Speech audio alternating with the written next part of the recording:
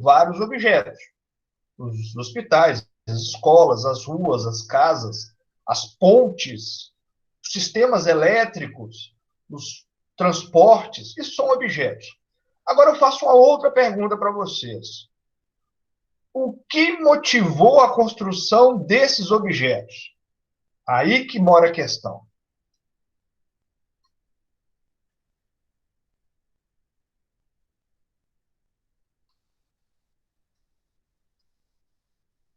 Necessidades humanas, perfeito, é isso mesmo.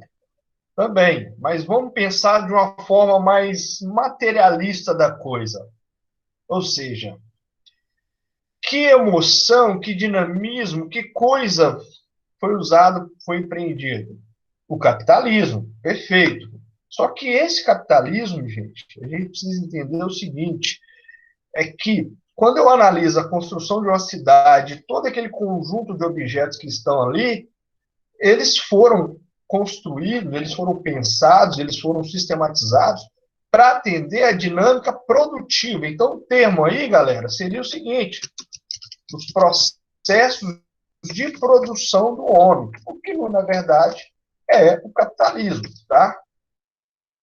Então, isso é essencial para a gente começar a nossa primeira aula. Dúvida em relação a isso? Ou seja, uma cidade é um espaço geográfico, por vários fatores. Natureza substituída, né? O ambiente ali foi alterado, tem construção humana, tem elementos históricos, tem elementos sociais, tem elementos políticos, tem elementos culturais e por aí vai.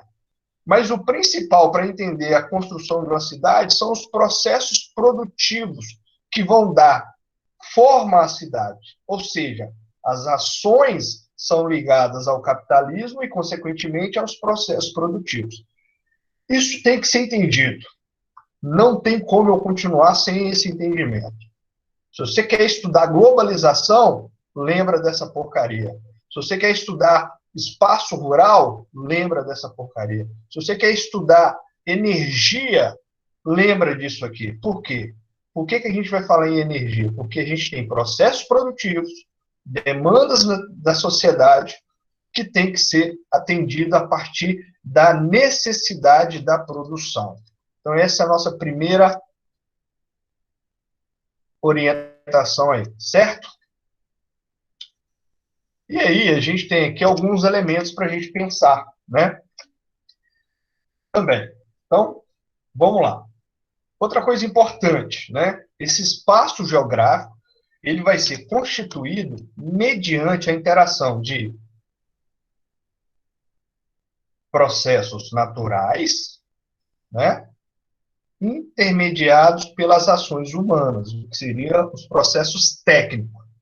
Então, neste quadro aqui, eu tenho o que a gente chama, né, da interação sociedade e natureza, que é primordial para a gente entender a constituição de um espaço geográfico.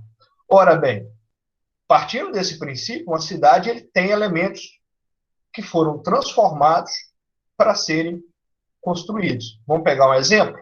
Os recursos naturais que estavam presos ali, que estavam escondidos na natureza, o homem foi lá, se apropriou, transformou e criou a cidade. Daí que a gente tem essa interação entre os processos naturais com os elementos humanos, que também vão ajudar a formar o espaço geográfico. Tá? Então, isso é imprescindível para a gente entender aqui. Ok? Bom, talvez um exemplo bem didático está nessa imagem aqui, né? O que essa imagem demonstra para a gente aí? É basicamente isso. Aqui seria a ilha de Manhattan, em Nova York, antes da ocupação humana, e aqui na imagem inferior você vai ver as construções, os objetos. Então, se você observar bem, né, esse espaço geográfico ele foi alterado e foi possível perceber vários objetos. Você tem aqui o porto, é um objeto. Você tem a ponte, é um objeto. Você tem o sistema viário, é um objeto. E tudo isso foi criado à luz de uma necessidade que foi desenvolvida ao longo do tempo. Então, a acumulação do capital é importante a gente entender. Então, Essa imagem aqui também é bem didática, porque você vê um primeiro momento, né, uma primeira natureza, e aí, com o passar do tempo, o que, que vai acontecer? Olha só, primeiro aqui, aí depois já começa a aparecer uma ferrovia, até chegar nesse último, vou fazer um quadrinho para ficar mais bonitinho, o que seria um estágio. Eu não vou falar final, porque o que, que acontece? Onde tem o homem, o céu é o limite, né? Então, você tem esse último estágio aqui, né? Aí, o que, que eu queria que vocês analisassem aqui? Que mudanças foram ocorridas aqui? Ou melhor, o que, que permitiu que se ocorresse, que se efetivasse essas mudanças aqui? Cara, a evolução, se fosse para a gente fazer um esqueminha aqui, ó, uma evolução das técnicas. Se vocês quiserem anotar isso, pode. Então, como é que eu analiso isso? Né? Então, você tem lá o que o Milton Santos chama de meio natural, depois você tem o meio técnico, depois o que a gente chama de meio técnico científico informacional. Mas, professor, que termos mais estranhos, como é que eu analiso isso? Como é que isso vai mudar a minha vida? Criatura, repare bem, quer dizer o seguinte, quando a gente vivia lá no período do meio natural, o homem era extremamente dependente do meio natural. Se ele quisesse comer, ele tinha que ir na floresta e encontrar ali sua caça, a sua fruta, etc. Então, se tinha comida na floresta, ok. Se não tinha, ele tinha que migrar. Até o modo de organização social era diferente, lembrando da sociologia. Ele começa a desenvolver o fogo, ele começa a desenvolver aquelas primeiras pedras lascadas, ele começa a desenvolver as primeiras engrenagens, até chegar na Revolução Industrial. O homem deixa de ser passivo ao meio natural e torna-se um agente ativo, um agente que vai em cada momento desse, mostrar a nossa capacidade de agir sobre o espaço geográfico, o transformando de acordo com o que a gente quer, certo? Bom, lembrando que no meio técnico, né, havia ainda uma grande necessidade de recursos naturais. Como assim, professor? Olha a Revolução Industrial. Seria possível fazer Revolução Industrial sem aspectos geológicos, sem carvão mineral, sem minério de ferro? Não, né? Agora, quando a gente chega na terceira revolução industrial, por volta ali dos anos 60, 70, a gente entra num novo paradigma técnico que vai trazer para a gente o que o Milton Santos falou que era meio técnico, científico e informacional. Diferente do meio anterior, né, eu vou usar uma palavra para ilustrar isso para vocês. Conhecimento. A menina dos olhos hoje das grandes potências, das grandes corporações, etc., está resumida nessa palavrinha aí, conhecimento. Vamos pensar o seguinte: por que, que os Estados Unidos se tornou a maior potência econômica? Porque desenvolveu a sua engenharia mecânica. Por que, que o Japão conseguiu se tornar, em menos de 30 anos, a segunda maior economia do mundo depois da Segunda Guerra Mundial? Por causa da sua capacidade de conhecimento científico. Um terceiro exemplo para encurtar aqui. Por que, que a China hoje muda a geopolítica global? Porque ela especializou na sua capacidade de desenvolver inovação, conhecimento científico, e aí a gente poderia usar a guerra comercial do 5G entre Estados Unidos e China. Simples assim. Beleza? Então, essa aqui é uma primeira premissa muito importante para a gente entender, tá? Então, na visão aqui do Milton Santos, né, o que seria esse espaço geográfico aqui? Então, você vai ter um conjunto indissociável de solidário e solidário, né, também contraditório. Isso parece coisa de maluco, né? Mas é simples de entender. Ou seja, o que acontece numa cidade intermediada pelo capitalismo vai ser solidário e indissociável. O que eu quero dizer? você vai ter o empregador e o dono do meio de produção, o rico e o pobre, né? As áreas mais dinâmicas, as áreas menos dinâmicas, tudo isso funcionando articulado de maneira premeditada. Porém, é contraditório. Por quê? Na medida em que a cidade é resultado de um processo produtivo, a acumulação do capital é desigual. A cidade vai ter gente rica, mas vai ter pobre, né? Então, essa pode ser uma visão contraditória, né?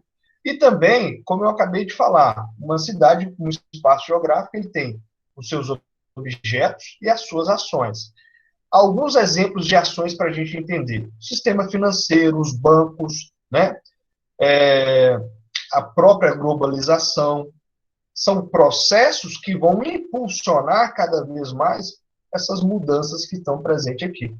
Mas por que eu tive que largar a carroça e ter rodovias para caminhões, ferrovias para trem-balas e tal? Porque você precisa de vender mais, de consumir mais, cada vez mais intensamente.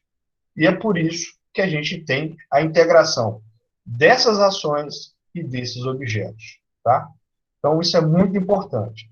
Uma terceira referência para a gente passar para o outro tópico aí. A noção de que isso pode ser considerado, não pode ser considerado isoladamente, e também fazem parte de um contexto histórico. Então, se você chega numa cidade igual São Paulo, olha a arquitetura da Avenida Paulista, prédios modernos e tal, do lado ali você vai ter construções do século XX, dos anos 30, 40, 50. O que isso quer dizer? Quer dizer que o espaço geográfico também é dotado de elementos históricos. Tudo o que acontece hoje tem uma origem histórica, um passado, uma relação anterior ao evento em si. Tá? Então, uma cidade, como espaço geográfico, ilustra esses conceitos aí, certo?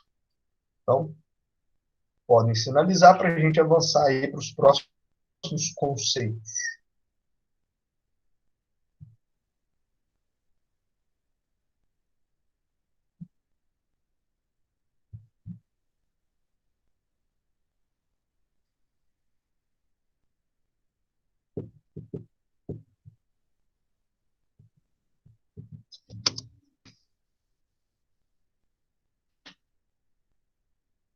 Dúvida aí, meus prezados?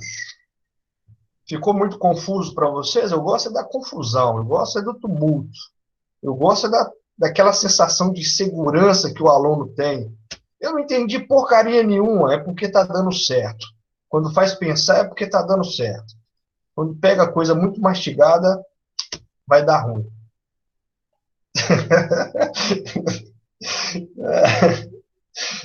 Mentira, gente, mentira, é só para ilustrar. Mas toda soberba vai pagar caro no Enem, no vestibular. Porque aquele que se acha seguro demais de si é o que mais erra, tá? Então, como diria o bom e velho Max, quem não duvida não aprende. A dúvida é o que estimula a criação de novas respostas. Então, dúvida, eu tenho que saná-la, perguntá-la, correr atrás. Se você não quiser fazer isso, o problema é seu. Mas o certo é esse, tá? Vamos lá, então. Outros conceitos importantes que a gente tem aqui, né, é o das técnicas, né? E aí algumas questões muito interessantes que são cobradas em cima disso, aparece muito, né?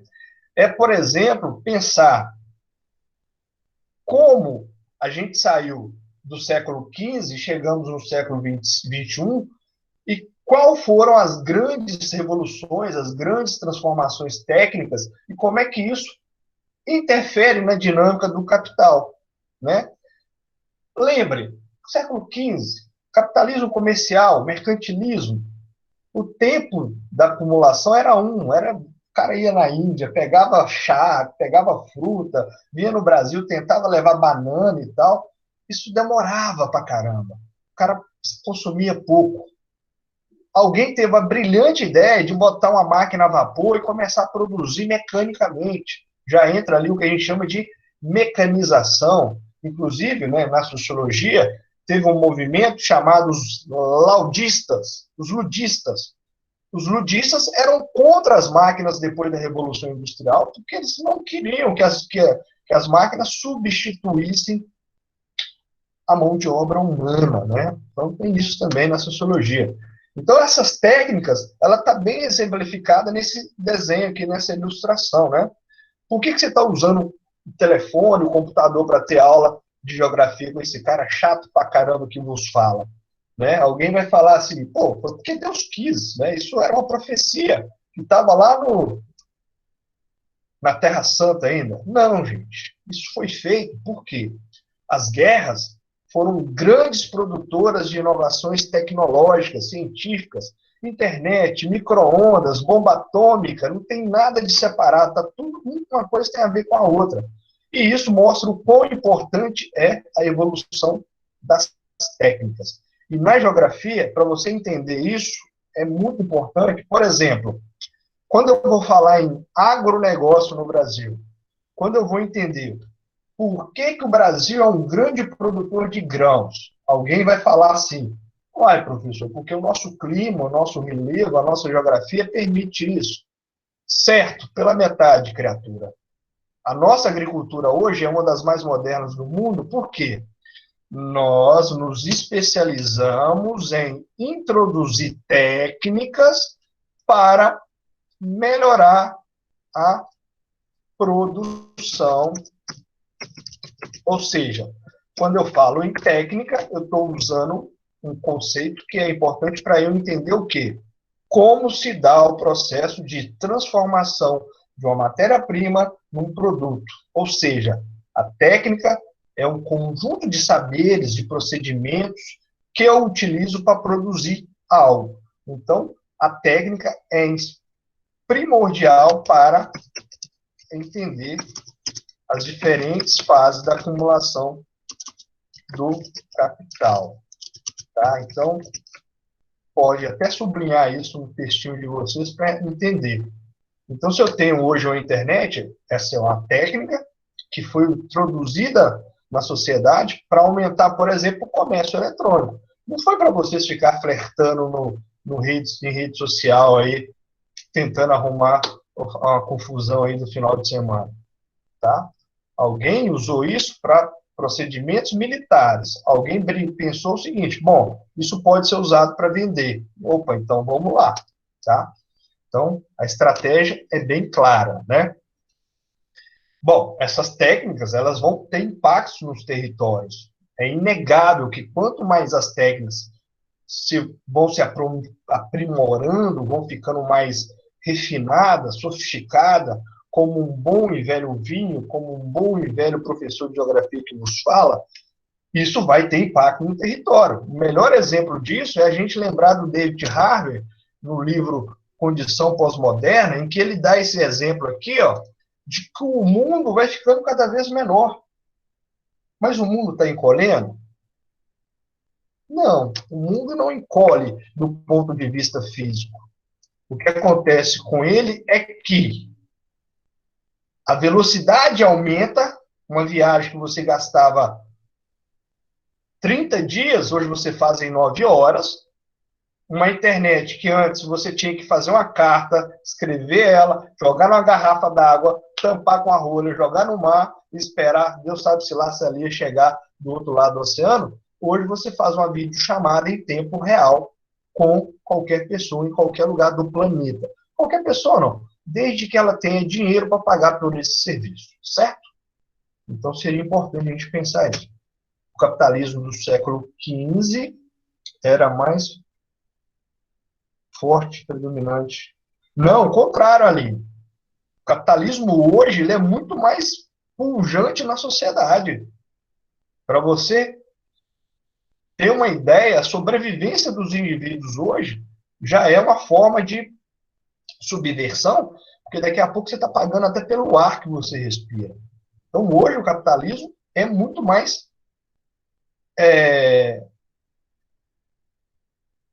dinâmico na sociedade. Tá? Isso. Então, não sei se deu para entender. Então, hoje, o capitalismo, hoje é impossível você falar assim, vamos viver uma sociedade sem capitalismo. Eu não me vejo como. Não tem como. Depois da Revolução Industrial, isso ficou cada vez mais evidente. Na verdade, o que, que a gente nota? Que com o passar do tempo, isso vai se ajustando aos contextos técnicos que a gente vai vendo. Boa, pô, posso. Vamos lá. Primeira coisa que a gente tem que lembrar. Essa discussão entre socialismo e comunismo, ela é muito mais ampla do que eu vou falar aqui. Então, o que, que interessa aqui, Dirley, professor de geografia, que estuda há algum tempinho, o que, que é importante para essa classe, né? Para esse, como se diz, produto do proletariado brasileiro saber, que são vocês, tá? Vocês são produtos do proletariado brasileiro. Vamos lá. Quando eu falo em socialismo, eu estou associando a um modelo de gestão econômica e política que vai ser dada ao Estado como gestor do processo produtivo. Vamos lá. Se a gente pegar a teoria marxista, baseada em Marx e Engels, o socialismo seria um estágio intermediário entre o comunismo no final e o capitalismo no início. Seria mais ou menos assim. Você vai fazer um bolo, seria o bolo um exemplo de riqueza. Então, essa fase de produzir o bolo seria a fase do capitalismo, certo? Depois que você produzir o bolo, você vai dividir o bolo. Aí seria a fase intermediária do socialismo. Com o passar do tempo, as pessoas iriam evoluir culturalmente, iriam desenvolver-se e tal, e aí chegaríamos num estágio que teria a possibilidade de acabar com o Estado. Então, quando eu falo em comunismo, eu estou pensando no fim do Estado e na produção intermediada pelos semelhantes, pelos homens. Seria mais ou menos isso aí. Só que essa ideia do Marx, do Engels e depois do Lenin, isso foi muito deturpado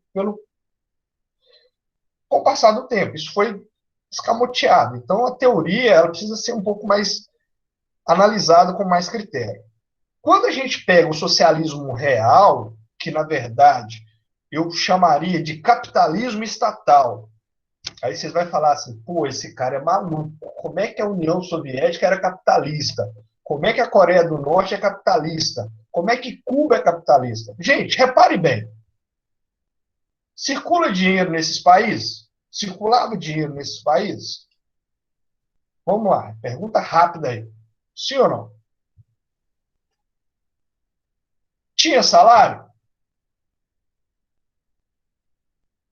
Tem salário em Cuba? Na China? Sim. Então não é comunismo, caramba. Não é. Então você tem o quê? Você tem um Estado sendo responsável pelo planejamento econômico e pela organização das atividades produtivas. Logo, você tem o capitalismo de Estado. Ponto. Certo? Não é mascarado, não, Lara. É explícito. Está mais explícito do que a ignorância.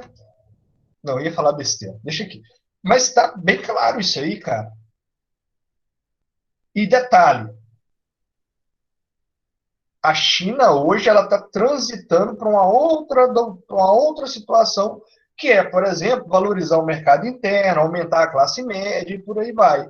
Coisa que critica, que questiona muito mais essa condição aí. Deu para entender? Então, deixa eu voltar aqui na pergunta da Júlia. Então, Júlia, entendeu aí? Quando eu falo em socialismo, eu estou pegando a União Soviética com o socialismo real, em que você tem um Estado que controla os meios de produção. Aí você vai incorporar outras coisas. Ai, mas a minha professora falou que lá não tem propriedade privada e tal, ok. Tá, tem isso. Então, o socialismo, diferente do capitalismo, você vai ter uma intervenção do Estado nos processos produtivos. Ponto. Agora, o capitalismo, basicamente, você vai ter lá propriedade privada, lucro, livre comércio, etc. E no caso do comunismo, Júlia, só para te fechar aqui, seria você ter um estágio final do socialismo em que você teria o fim do Estado. Para quem quer saber mais sobre isso, só lê o livro do Thomas More, Utopia, que serviu de base para o Marx escrever a teoria dele. Certo? Tranquilo aí?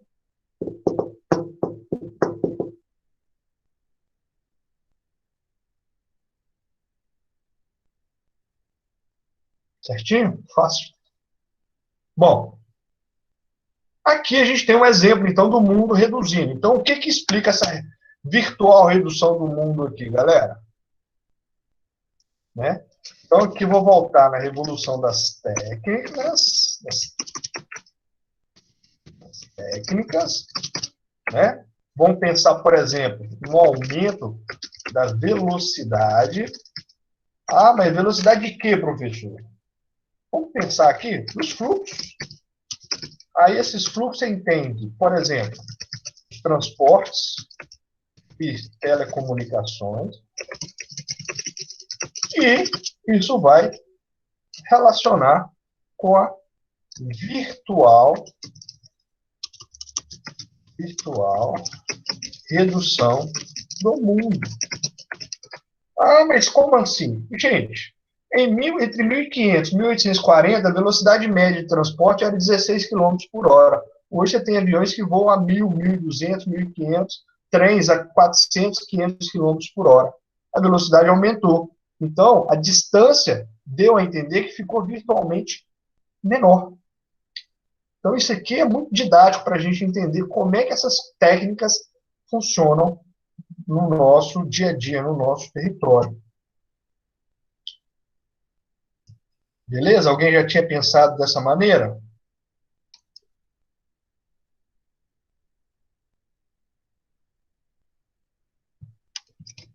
Se vacilei, eu podia estar indo tirar foto das coisas e mandando no grupo. Beleza? Tá claro aqui, certinho? Deu para entender essa dinâmica? Então, partindo do que eu falei, galera, você pode usar isso para várias análises. Ah, professor, caiu uma questão no Enem aqui que falava o seguinte: a globalização brasileira, a globalização econômica tem a ver com o aumento das exportações de grãos do Mato Grosso. O que que isso tem a ver? Tem a ver que a demanda internacional do comércio de commodities, matérias-primas, ou a emergência de mercados como a Índia, a China, na economia mundial, gerou a necessidade de você aumentar a produção agrícola para atender o abastecimento de mercados internacionais. Como é que eu vou atingir esse objetivo de aumentar a demanda de produção de grãos? Eu vou rezar, pedir a Deus para aumentar a produção de soja.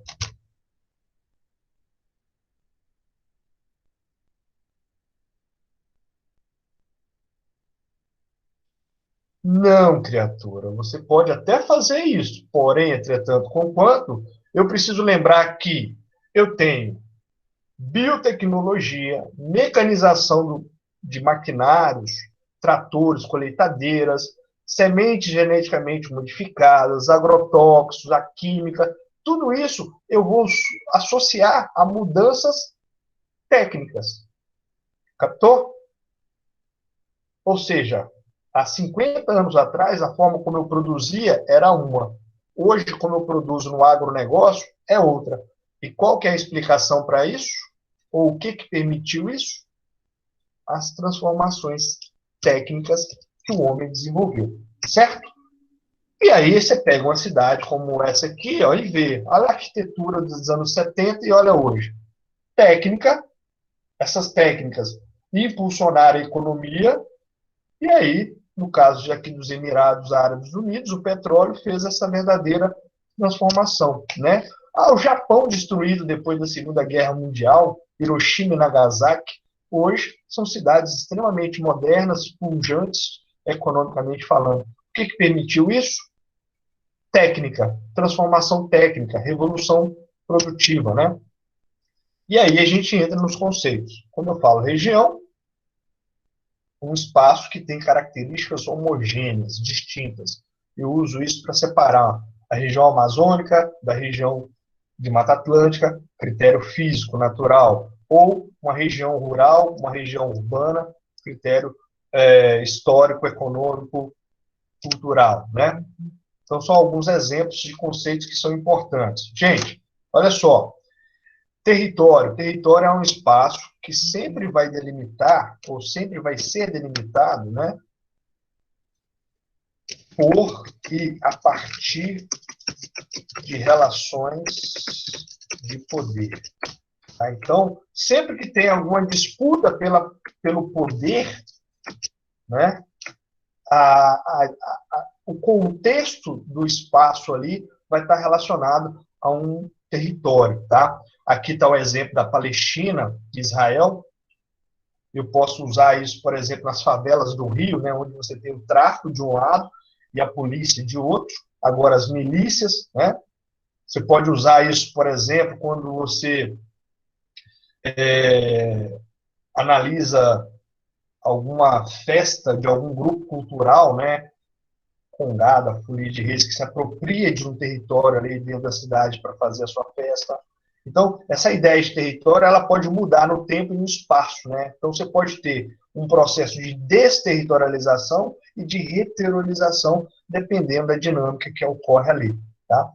Então, por exemplo, aqui na região tem uma praça, e nessa praça, durante o dia, você tem um território dominado por comerciantes, pequenos vendedores e tal, vendedores ambulantes. À noite, essa praça dá lugar, por exemplo, à prostituição. Então, você vai ter lá prostituta, travestis, etc., e que fica lá à noite. Né? Então, você tem, ao longo do dia, um processo de reterrorização que pode ser subsidiado pela apropriação do território, beleza? Então, só alguns exemplos. E aí, gente, toda essa relação que eu falei, ela vai ter impacto na paisagem, no que eu consigo apreender. Então, uma paisagem como essa aqui, você tem a relação dos fluxos, que é a dinâmica de transportes e tal, as construções, os objetos. E isso vai mudar a paisagem de acordo com a dinâmica econômica, produtiva, vigente na época, tá? Então, é muito importante ter essas leituras aí, certo? Dúvida?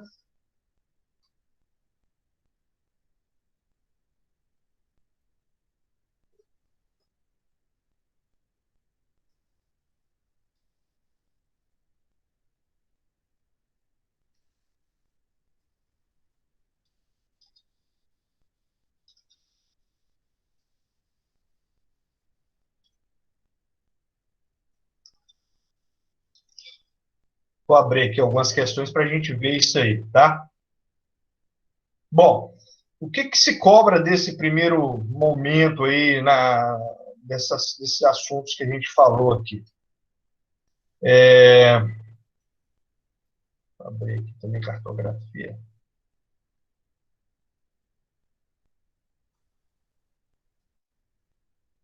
Bom, tá aqui uma questão para a gente analisar. Então tá assim, ó. Foi dada aqui uma questão que tem um texto do Patativa da Saré, né? No topo da serra, olhando para a terra, seu berço, seu lar. Aquele nortista, partido de pena, de longe se acena. Adeus, meu lugar.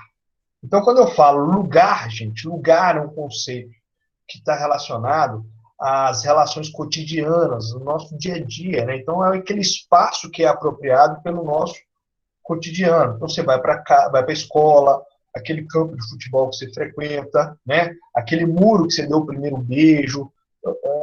Bom, esse aqui já não veio muito ao caso, não, né? Mas, enfim, quando eu falo lugar, é um espaço que você tem relações afetivas, né? Ou seja, você tem ali algum laço emocional, né?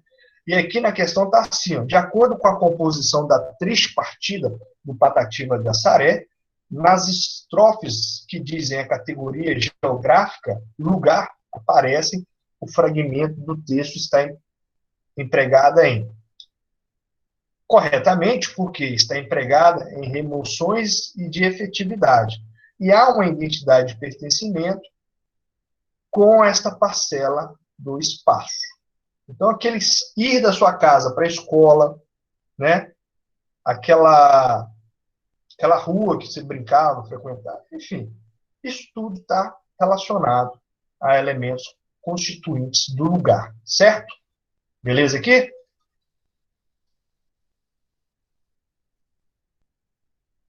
Dúvida?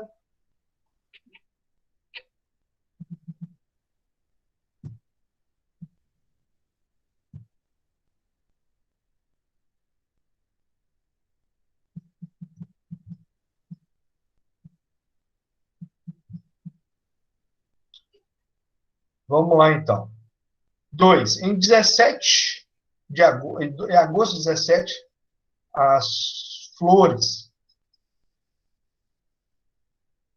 as floradas de ipê compunham um particular contraste com o céu azul nos raros dias de sol e de inverno curitibano. Em setembro, um mês após as acácias e ipês revelavam suas flores, seus deleites dos moradores de Manaus. Considerando as especificidades da sucessão das estações do ano, né, no Brasil, assinar a alternativa correta. Então, veja bem, a ação antrópica, cujas consequências se manifestam cada vez mais nos domínios naturais, descontrolou a floração dessas espécies em outras cidades? Não, gente, porque o ritmo das plantas, a forma como ela produz, reproduz, a frutificação segue ainda um ritmo natural, condicionado pelas estações do ano, que é orientada pelo movimento de translação. Eu acho que vocês não devem ter dúvida, né? Então, aqui a gente está falando de movimentos da Terra, né? E esses movimentos da Terra, você tem o de translação, que são importantes para as estações do ano, né? Principalmente, e o de rotação, que tem a ver com a sucessão de dias, de dia e noite, né? Tem interferência climática, por exemplo, interfere na dinâmica de massas de ar e de correntes marítimas. Vocês sabem por quê?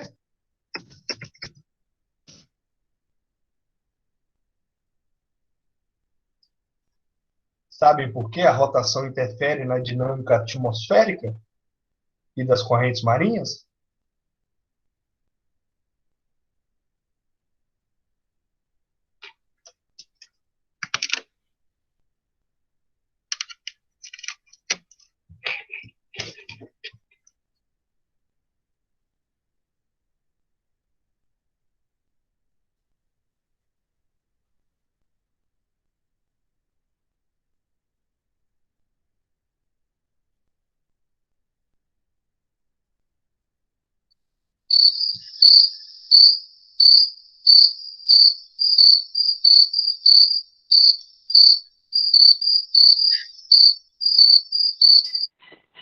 Vocês mandaram no chat.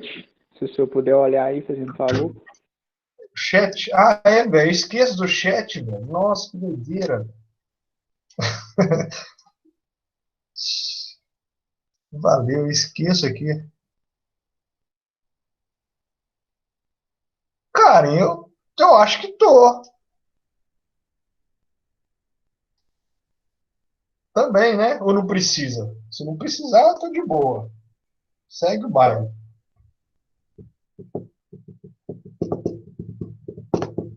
Bom, então vamos lá então. Dentro dos movimentos que a Terra faz, o de rotação, que dura 23 horas, 56 minutos e tal, que gira no sentido leste-oeste, o que acontece? Ele vai interferir tanto na sucessão de dias e noites, mas também na mudança da atmosfera terrestre. Ora bem, se durante o dia a insolação é maior, a pressão atmosférica altera e a temperatura também.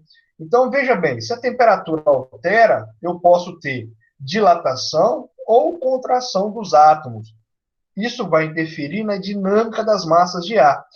Ai, professor, isso ficou tão confuso. Dá um exemplo aí. Durante o dia, criatura, quando você está na beira da praia, o vento sopra do oceano para o continente.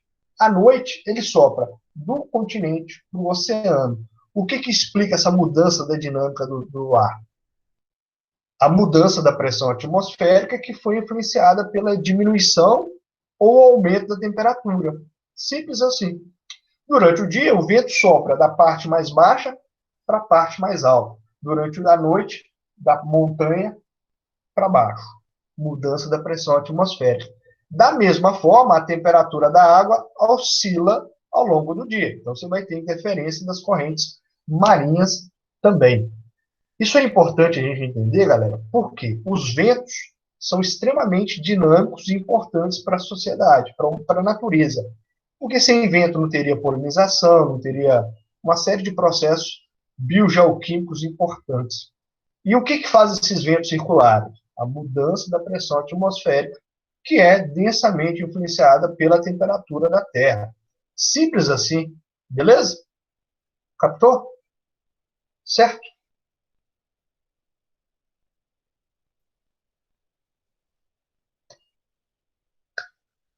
Isso é assunto que. Caiu uma questão no Enem sobre furacão. Lembrei aqui. O que, que explica isso? Gente, pressão atmosférica, zonas de alta e baixa pressão. Assunto que a gente vai falar depois, mas eu vou lembrar disso com vocês seguramente, tá? Então, seria isso aí para a gente lembrar aqui, tá? Bom, então na questão aqui a gente tem os ritmos da natureza não obedecem os marcos temporais. Aqui, ó, não obedece essa aqui, ó, as estações do ano, tá? As estações do ano, enquanto a organização humana, ela é dividida, né? Então você tem primavera, outono, verão, primavera, outono, verão, inverno, né? Então você tem isso aí organizado do ponto de vista social. Mas na natureza, isso acontece independente disso. A planta não sabe pelo calendário que vai começar a primavera ou outono.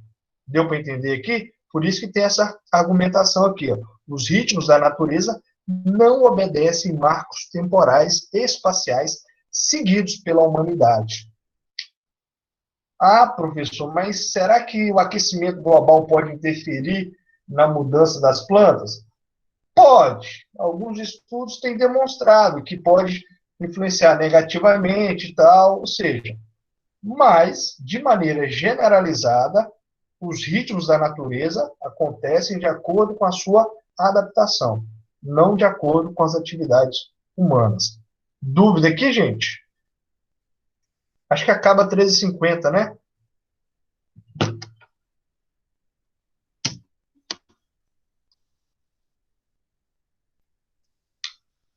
Que horas que acaba?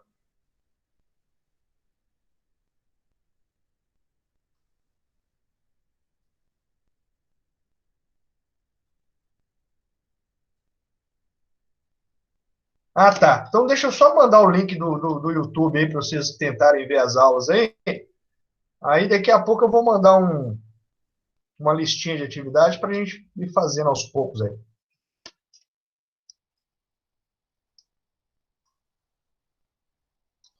Pera aí, rapidinho. Deixa eu só tomar mais um segundinho seus aqui, já que você já deve ter enjoado a minha cara já. Então, mas é só um momentinho aí. Só um tequinho aí, só para colocar isso aqui. Aí vocês já podem salvar aí para a gente. Ah, ok. Então vamos lá então. Pera aí. Vou mandar aqui, ó. Inclusive tem até umas aulas já de correção de exercício e tal. Então, ó, vou pegar uma aula qualquer aqui. Aqui o link, galera. Vou mandar o link aí no chat aí. Vocês podem clicar aí e já ver já, ó, tá? Então tem um monte de aula aí disponível. Aí vocês copiam, manda no grupo o link lá, se alguém puder mandar para mim, que aí vocês já podem ir salvando. Aí na próxima aula a gente continua com cartografia e geologia, tá? Beleza? Valeu, obrigado pela atenção. Desculpa aí por qualquer coisa. Não sei se deu para aproveitar alguma coisa, mas enfim.